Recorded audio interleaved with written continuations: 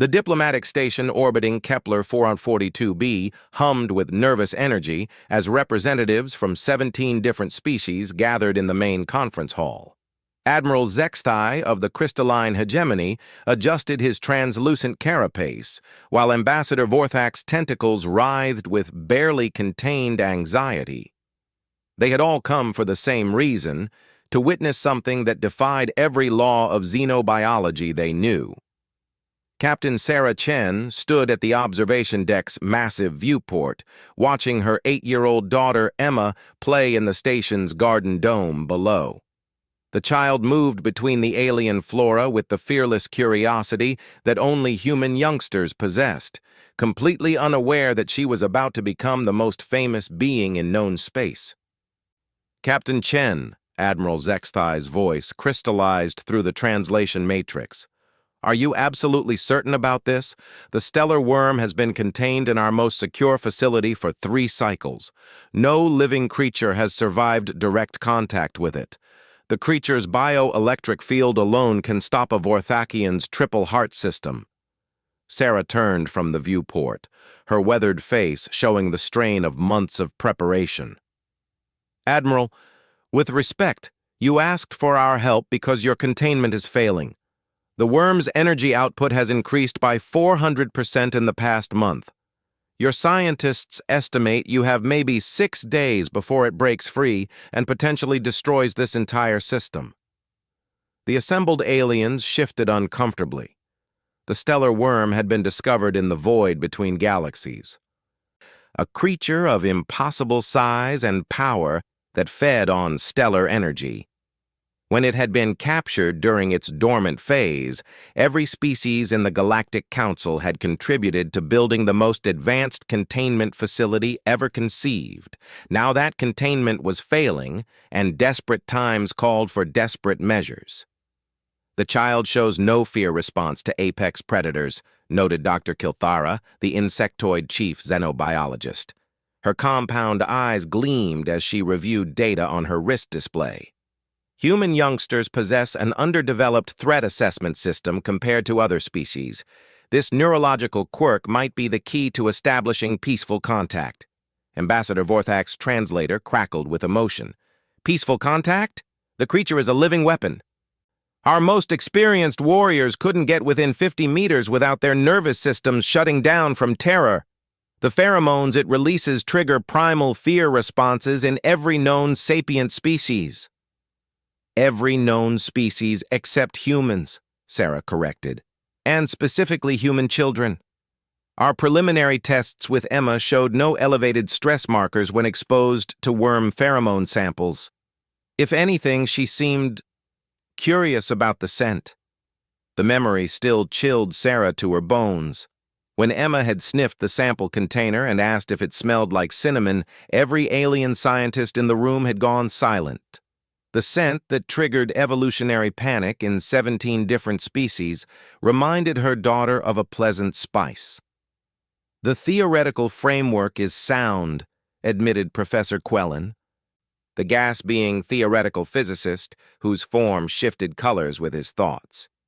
"Human emotional development follows a pattern unknown in our databases. They form attachment bonds with creatures that should register as threats. Your species keeps predators as companions, shows affection to venomous creatures, and your historical records document children befriending apex predators." Emma's laughter drifted up from the garden dome as she played with a small Andromedan crystal snake, its poisonous spines glittering harmlessly as she gently stroked its back. The snake, which had nearly killed 3 researchers before Emma's arrival, now followed the girl around like a devoted pet. "The phenomenon extends beyond pheromone immunity," Dr. Kilthara continued, her mandibles clicking rapidly. "Human youngsters exhibit what we've termed empathic resonance with non-sapient entities. They seem to project emotional states that calm aggressive fauna. Your daughter has successfully pacified 17 different aggressive species during our preliminary tests." Sarah watched her daughter through the viewport, remembering the moment that had started this entire endeavor. 3 months ago, Emma had wandered into the station's dangerous fauna research lab during a containment breach. While armed security teams prepared for the worst, 8-year-old Emma had walked up to a Rigelian death spider the size of a hover car and gently patted its head. The creature, whose venom could kill a Vorthakian in seconds, had actually begun purring. "The stellar worm represents our greatest challenge yet," Admiral Zexthai said, his crystalline form shifting through worried blue hues. "It's not merely aggressive. It's a creature of pure cosmic fury. Our psychic researchers believe it may be driven mad by eons of isolation in the void between galaxies. The loneliness of deep space has twisted its mind into something barely comprehensible." "Which might be exactly what Emma can help with," Sarah said softly. "Children don't see monsters. They see lonely creatures that need friends. When she looked at the death spider, she didn't see a killing machine. She saw something sad and afraid." The conference hall fell silent as Emma's carefree voice carried up from below. She was singing an old Earth lullaby while tending to the crystal snake, completely oblivious to the weight of expectations resting on her small shoulders. "The approach vector has been calculated," announced Navigation Officer Thren, his 4 arms working multiple control interfaces simultaneously. "The containment facility is positioned at the edge of the system to minimize damage if the worm breaks free. Transport to the facility will take 6 hours through hyperspace." Ambassador Vorthak's tentacles coiled tighter around his ceremonial staff. "Captain Chen, I must ask one final time. Are you prepared to risk your offspring for the safety of billions of beings across 17 worlds? The stellar worm is not a laboratory specimen. It's a force of nature that has devoured stars. Its very presence warps reality around it." Sarah closed her eyes, feeling the weight of motherhood and duty crushing down on her shoulders. She thought of Emma's bright smile, her fearless curiosity, the way she hummed while playing with creatures that terrified seasoned warriors. Her daughter possessed something that no amount of military training or scientific knowledge could replicate: the pure, innocent love of a human child who saw wonder instead of danger in the universe. "Emma volunteered," Sarah said quietly. "When I tried to explain the danger, she just asked if the big space dragon was lonely. She's been asking every day when she gets to meet her new friend." The assembled aliens exchanged glances, their various communication methods creating a symphony of clicks, whistles, and electromagnetic pulses. None of them truly understood humans, but they had learned to respect the species' capacity for impossible acts of courage and compassion. "Very well," Admiral Zexthai finally said. "We proceed with Operation Gentle Touch. May whatever deities you humans pray to watch over us all."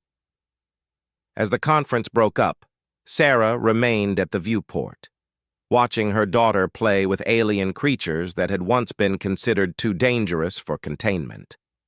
Emma waved up at her mother, completely unaware that tomorrow she would meet something that could destroy worlds, and that the fate of countless civilizations rested on her 8-year-old shoulders.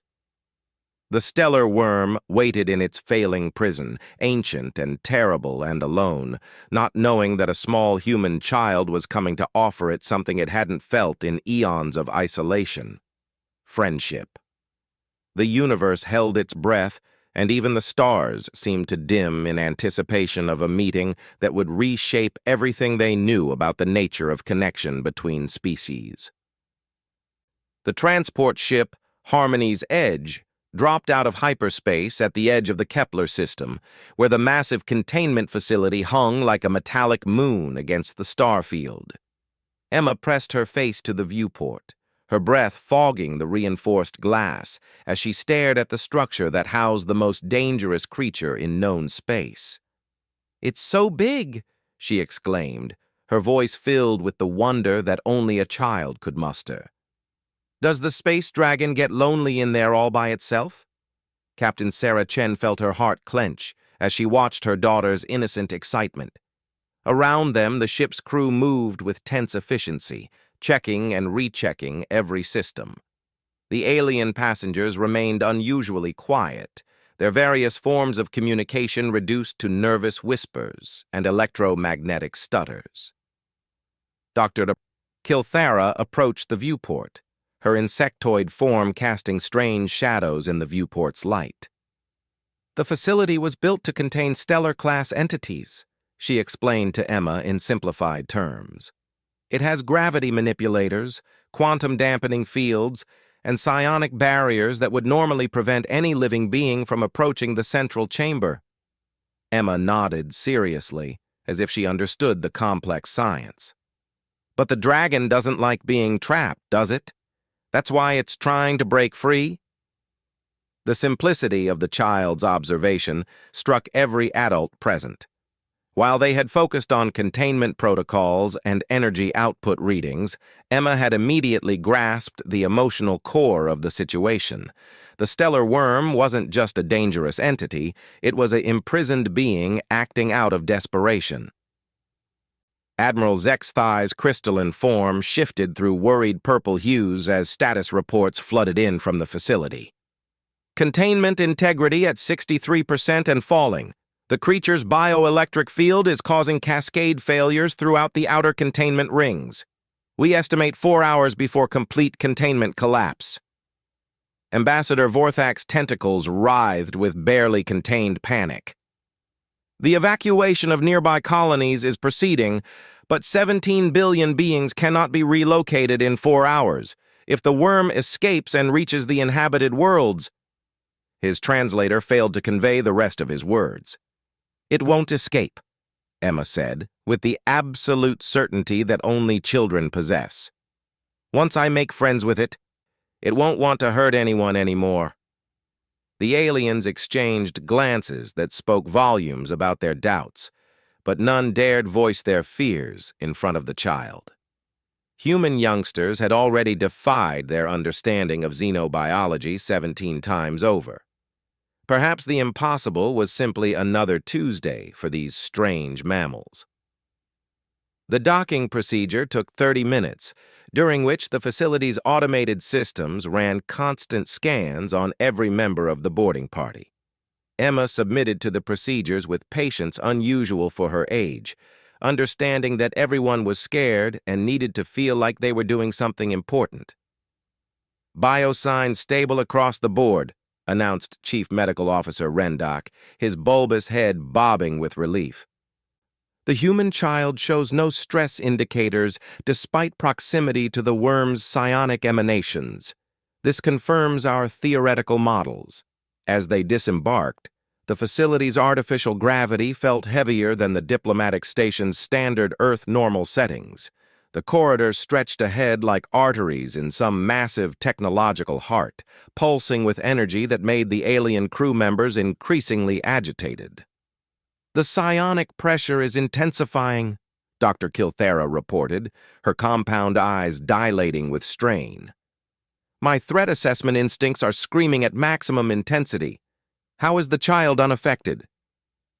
Emma skipped alongside her mother, completely oblivious to the primal terror radiating from their alien companions. "I can feel something big and sad," she said conversationally. "Like when our neighbor's dog got sick and couldn't play anymore." Sarah squeezed her daughter's hand, amazed by the child's ability to interpret the worm's emanations as sadness rather than rage. Perhaps that was the key. Human children didn't possess the evolutionary programming that translated unknown psionic signatures into automatic threat responses. The central containment chamber loomed ahead, a spherical room 50 meters in diameter surrounded by layers of the most advanced defensive technology the galaxy could provide. Energy readings on every display climbed steadily toward critical thresholds. "Final approach protocols activated," announced Facility Director Korth, a being composed of living metal whose surface rippled with nervous energy. "All non-essential personnel are being evacuated to minimum safe distance. Only the core team will remain for direct contact procedures." Through the observation deck's reinforced windows, they could see the stellar wyrm for the first time. The creature defied easy description. Part serpent, part energy being, part living starfire. Its form shifted between solid matter and pure luminescence, stretching nearly 40 meters from head to tail. Patterns of light coursed along its body like captured aurora, and its eyes burned with the fury of collapsed stars. Every alien present felt their knees buckle as primal terror flooded their nervous systems. Ambassador Vorthak collapsed entirely, his tentacles writhing as his triple heart system nearly seized. Admiral Zexthai's crystalline form went completely transparent with fear, while Dr. E. Kilthera's compound eyes showed nothing but pure white as her threat assessment systems overloaded. Emma stepped forward and pressed her hands against the observation window. "Oh, you're beautiful," she whispered, "and so lonely. You've been alone for so long, haven't you?" The stellar wyrm's massive head turned toward the observation deck, its star-bright eyes focusing on the small human child. For a moment that seemed to stretch into eternity, ancient intelligence met innocent wonder. The creature's bioelectric field pulsed, and something impossible happened. The wyrm's aggressive posture softened. Its coiled form relaxed, and the patterns of light racing along its body shifted from angry reds and oranges to curious blues and gentle greens. The psionic emanations that had been driving the alien crew to their knees transformed from pure rage into something that felt almost like hope. "Impossible," Dr. Kilthera breathed, her systems slowly coming back online. "The creature's threat display has completely ceased. Its bioelectric signature is showing patterns we've never recorded before." Emma turned to her mother with shining eyes. "It likes me. Can I go say hello properly now?" Sarah looked at the assembled alien scientists, seeing wonder and terror warring in their expressions. They had traveled across the galaxy based on theoretical models and desperate hope. Now they faced the moment of truth, sending a small child into a chamber with a creature that could devour stars. "All safety protocols are in place," Facility Director Korth announced, his metallic surface rippling with uncertainty. "The quantum barriers can be selectively lowered to allow human passage while maintaining primary containment. But I must stress, once the child enters the chamber, we cannot guarantee her safety or extraction if the situation deteriorates." Admiral Zexthai's form had solidified back to its normal blue-green hue. "Captain Chen, the readings are unprecedented. The wyrm's energy output has decreased by 40% since your daughter made visual contact.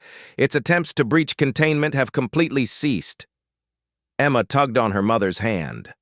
"Please, Mom. It's been alone for so long, and it doesn't understand why everyone's afraid of it. I can help it understand that we want to be friends." Looking down at her daughter's earnest face, Sarah felt the weight of every parent who had ever had to make an impossible choice. She thought of the 17 billion beings whose lives hung in the balance, of the alien allies who had placed their faith in human nature, and of the lonely creature beyond the barrier who might just need someone to show it kindness. "Okay, sweetheart," she whispered. "Go make a new friend." The chamber's inner barriers began to cycle open with a sound like distant thunder, and Emma walked forward into history, carrying with her all the fearless love that only a human child could possess. The containment chamber's atmosphere processors hummed softly as Emma stepped through the final barrier, her small form dwarfed by the immense space and the magnificent creature that filled it. The stellar wyrm raised its massive head, eyes like captured supernovas focusing on the tiny human child who showed no fear. "Hello," Emma said simply, her voice echoing in the vast chamber. "My name is Emma. What's your name?" The wyrm tilted its head with curiosity that transcended species barriers. Its form rippled with patterns of soft blue and green light, the aggressive reds and oranges completely absent for the first time since its capture. When it spoke, the words resonated directly in Emma's mind, bypassing the need for verbal communication entirely. I have no name. I am the last of the deep dark, the wanderer between stars. I have been alone since before your species learned to make fire. Emma nodded as if having telepathic conversations with cosmic entities was perfectly normal. That sounds really lonely. I've never been alone for that long. The longest was when I got lost in the store for like 20 minutes, and that felt terrible. The comparison was so innocently profound that even the cosmic being paused to consider it. Through the observation deck, every alien representative watched in stunned silence as their most feared entity engaged in gentle conversation with a human child. "The bioelectric readings are off the charts," Dr. Kilthorough whispered, her compound eyes wide with amazement. "But not in the way we expected. The worm's energy signature is synchronizing with the child's neural patterns. They're establishing some kind of empathic resonance." "You are not afraid," the worm observed, its mental voice tinged with wonder. "All other beings flee from my presence. Even in the void between galaxies, ancient species would sense my approach and hide in the cores of their worlds." Emma stepped closer, close enough to reach out and touch the worm's scaled hide. "Why would I be afraid? You're not trying to hurt anyone. You're just scared and lonely. And when things are scared, they sometimes act mean even when they don't want to." The child's hand made contact with scales that shimmered like captured starlight. The moment of connection sent ripples of energy throughout the facility, but instead of the destructive force everyone feared, the energy felt warm and gentle, like sunlight after a storm. The stellar worm's massive form trembled, and something impossible happened. Tears of pure liquid light began flowing from its ancient eyes, each drop containing the accumulated loneliness of eons spent drifting in the endless dark between galaxies. "I remember now," the creature whispered in Emma's mind. "Before the hunger, before the rage, before the endless empty dark. I remember others like me. We would dance among the stars, singing the songs that kept the universe in harmony. But they are gone now, all gone, and I have forgotten how to sing anything but fury." Emma wrapped her small arms around a section of the worm's massive neck, providing a comfort that defied physics. "You don't have to be alone anymore, and you don't have to be angry. I can teach you new songs if you want." Through the observation deck, Ambassador Vorthak struggled to comprehend what his sensors were telling him. "The creature's quantum signature is stabilizing. The reality distortions that have plagued this facility for cycles are smoothing out. How is this possible?" "Human youngsters possess something we've overlooked in our calculations," Admiral Zexathai said, his crystalline form shifting through amazed gold hues. "They don't just lack fear responses to apex predators. They possess an active empathic healing ability. The child is literally healing eons of psychological trauma through simple compassion." Emma began humming a lullaby her mother used to sing, the same one she had been singing in the garden dome. The worm's massive head lowered to rest near the child, its cosmic intelligence focused entirely on the simple melody. As Emma hummed, the creature's bioelectric field began to pulse in harmony with the tune. "Teach me," the worm requested. "I have forgotten how to create beauty. For so long, I have known only the screaming of dying stars and the silence of empty space." "It's easy," Emma said, with the confidence of a child who had never met a problem that couldn't be solved with kindness. "You just think about something that makes you happy and let the feeling turn into music. What makes you happy?" The stellar worm considered this question for long moments, its ancient mind sifting through eons of memory. "I remember the birth of your star. I was passing through this system when your sun first ignited. The light was so young and warm, full of potential for life and wonder. I sang a welcoming song for it then." "That's perfect. Can you sing that song again? What emerged from the stellar worm was nothing like the psionic emanations that had terrorized the galaxy. Deep, harmonic tones filled the chamber, carrying with them the wonder of stellar birth and the joy of new life taking root in the cosmos. The sound was hauntingly beautiful, like whale songs mixed with stellar wind and the music of orbital mechanics. Throughout the facility, every being fell silent as the worm's song washed over them. Fear responses shut down entirely, replaced by an almost religious awe. For the first time, they were hearing the voice of a creature older than their civilizations, singing not of destruction, but of hope. "That's beautiful!" Emma clapped her hands in delight. "You have such a pretty voice. Will you teach me that song?" The joy that radiated from the stellar worm at this simple request was so powerful that several alien observers began crying. Dr. Y. Kilthera's translation equipment struggled to process the emotional content as the creature attempted to teach a cosmic symphony to a human child's vocal cords. As the lesson continued, facility readings showed something unprecedented. The quantum barriers that had been straining to contain the worm's fury were now unnecessary. The creature's energy output had dropped to baseline levels, its reality-warping effects replaced by gentle harmonics that actually stabilized local space-time. "Captain Chen," Facility Director Korth announced, his metallic form rippling with amazement. "The worm is requesting permission to reduce its physical form. It wants to, I believe the correct translation is play nice with your daughter."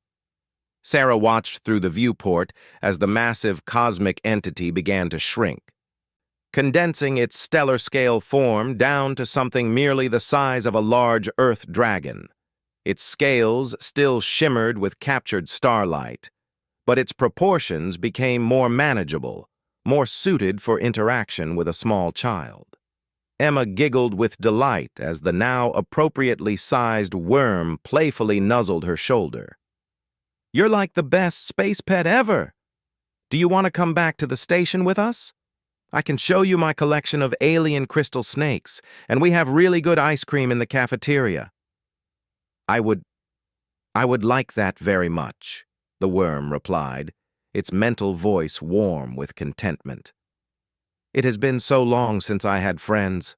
I had forgotten what it felt like to belong somewhere." Ambassador Vorthak's tentacles had stopped writhing with panic and now moved in slow, amazed spirals. "The containment protocols are no longer necessary. The entity is requesting permission to join the diplomatic station as a resident rather than a prisoner. The theological implications alone will keep our philosophers busy for decades," Professor Quellen observed, his gaseous form shifting through thoughtful yellow hues. A cosmic force of destruction, tamed not through superior firepower or advanced containment technology, but through the simple kindness of a human child. Emma looked up at the observation deck, where her mother watched with tears streaming down her face. "Mom, can we keep him? He promises to be good, and he's really lonely, and he sings the most beautiful songs," Sarah keyed into the chamber's communication system. "What do you think, sweetheart? Do you want to come home with us?" The stellar worm's response carried the weight of eons of solitude finally coming to an end. Home. Yes, I remember that word now. I would very much like to have a home again. As Emma and her new cosmic friend made their way toward the chamber exit, every being in the facility stood in respectful silence. They had witnessed something that would reshape galactic civilization's understanding of human nature and the power of compassion to overcome even cosmic-scale trauma. The universe's most feared entity was heading to a diplomatic station for ice cream and friendship, guided by an 8-year-old girl who had seen loneliness instead of danger and had responded with love instead of fear. The aliens fell silent not from terror, but from wonder, as they realized they had just witnessed the most human moment in galactic history. In the years that followed, Emma and her cosmic friend would become legends, inspiring a new era of diplomatic relations based on empathy rather than fear. The stellar worm, now known affectionately as Star to the station's residents, would become the first cosmic entity to serve as a galactic ambassador, teaching ancient songs to anyone willing to listen and proving that sometimes the most powerful force in the universe is simply the love of a human child who refuses to see monsters where others see only threats. The galaxy was never quite the same, and that was exactly how it should be.